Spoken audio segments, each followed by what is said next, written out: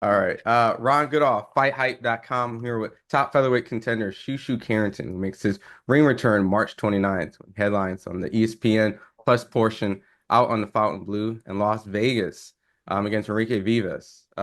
First and foremost, man, I know you made your debut in Vegas. It Yeah, was on the Fury and Wilder undercard, and yeah, now you're finally back fighting on Las Vegas. So, just walking back to your debut now, like lots changed, right? yeah.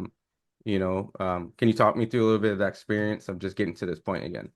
Man, wow, it's been a road, man. It's been a road because, in the amateurs, I was snubbed out of the going to the Olympics and everything. So I felt like, my amateur journey was done, and it was my time to make a my pro career, and wasn't signed, and I was just hoping that I would just be able to get a good opportunity to fight on the big stage to be noticed, and got the big stage of fighting with Wilder Fury 3 card, and that was great. And fighting in Vegas was always great. Just the whole atmosphere of fighting in the boxing capital of the world is like something that boxers dream of when they're coming up. And then I get that done, and I get signed with Top Rank shortly after, and that was like the best thing that could have happened to me because they have everything that I've looked forward to, that I've wanted in a promotional company, and they were like the perfect fit for me. And ever since then, man, I've been kicking ass and taking names, man. And we're at the cusp of fighting for a world title now. I'm ranked top four in all the sanctioning bodies. And yeah, man, we're knocking on that door. I'm ranked number one in a couple, and I'm just, super happy with being able to come back to Vegas and put on another good performance. And yeah, this one is gonna be something special. Yeah, and you mentioned, ranked top four in all the sanctioning bodies, and Yeah, before we get into that, I want to show respect to your opponent, Enrique Vivas. He's, definitely. he's been in the ring with a lot of top guys, Joet Gonzalez, Eduardo Diaz. I mean, Mhm. he's a very solid guy, and he's on top of it, it's never been stopped. Yeah, He's yeah. had been 26 fights, only three losses against, really quality opponents. So, what do you think about him, and how does he get you prepared for the next step, which hopefully soon be a world title shot? Yeah, man. Like you mentioned, he fought some top guys. He's 23-3, never been stopped. And I feel like he poses a certain challenge that, if I get past this with flying colors, this to show you like I am on the level that I say that I'm on, where it's just different. Like he might have had other people, gave him a tough time and whatnot, but I plan on making this, an easier time, and pass this test with flying colors. And I'm not looking past him at any shape or form. I'm looking through him, just to be correct. Like I was prepared to fight him back in June. We were supposed to fight back in June, and I think had some visa issues, so we weren't able to fight. But you know, the game plan that we have for this fight is pretty similar from what we was gonna do in June, but I've learned a lot from my fights in between then and now, and we just added more into the whole game plan, and to make this just an even sweeter victory. So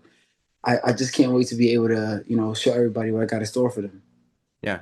And there's always this saying like happy fighter is a dangerous fighter, Yeah, and it just maybe just outside looking in, there's obviously critics, hmm people who speak on certain performances that you've had, but at a certain place, without going in details, do you feel like you're in a happy place this year compared to maybe last year, or just I mean, I was in a happy place last year. Today, I don't really feel much of a difference. It's not like I had like bad performances hmm, last year. I had one tough fight, which I feel like every fighter should have a tough fight in their career. Is normal, and it's not like I had a tough fight against a bum or anything like that. Like Suleiman Tagawa, he is one of those rugged tough guys that you can't look past. Like he had a clear victory against Ruben Villa, and he's fought some tough guys. So he's gotten around. So of course I expected to that fight to be interesting,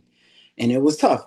And but bro, other than that, every other fight that I've had, people was just like bro, I'm stopping these dudes.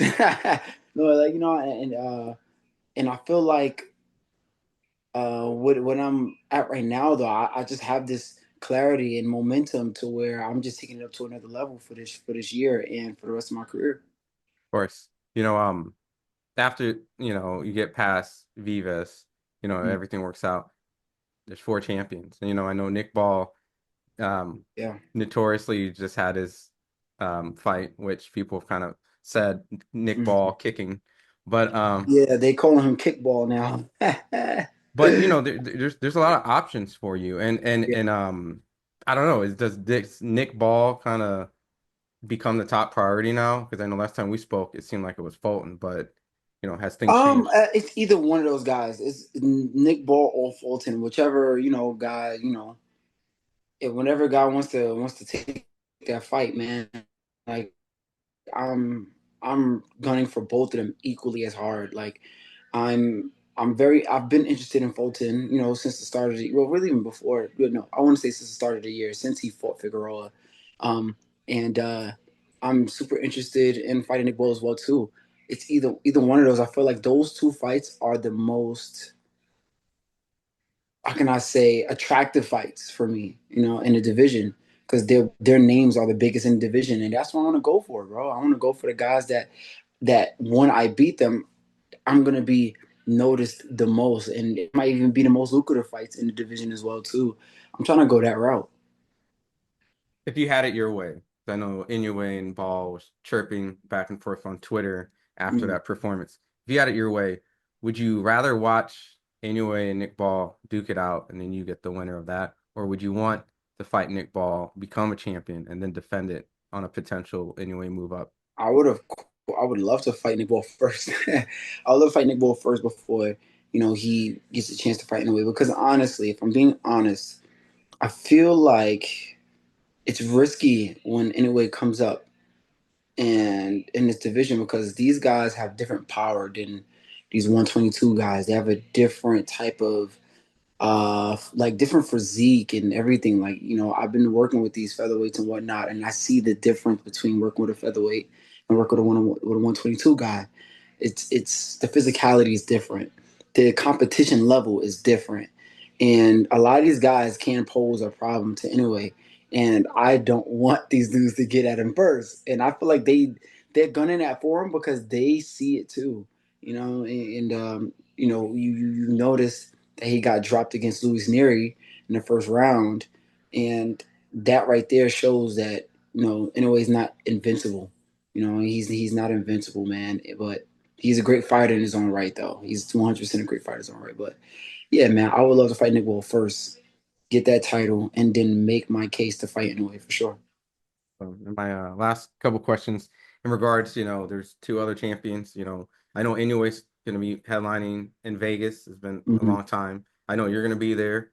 For sure, for And sure. also there's going to be another champion fighting on that, Yeah, undercard that you're highly ranked in, yeah, Rafael Espinoza. And then yeah. there's Angelo Leo, who trains out of Vegas, someone you sparred, I think, a couple rounds. So Mhm. what do those two guys play in the factor? Are you still if those fights are busy and tied up or they have other obligations, would you take the leap to fight one of those in the meantime?